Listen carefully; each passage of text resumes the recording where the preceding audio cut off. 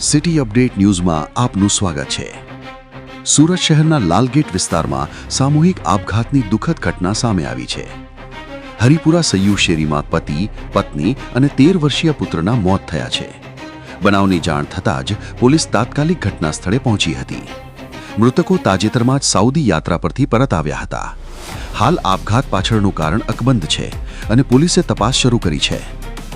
City update news Sufiyan Mulla. જોડાયેલા રહો, કારણ કે હવે શહેર નહીં સમગ્ર દેશ કહેશે, આ છે સિટી અપડેટ ન્યૂઝ।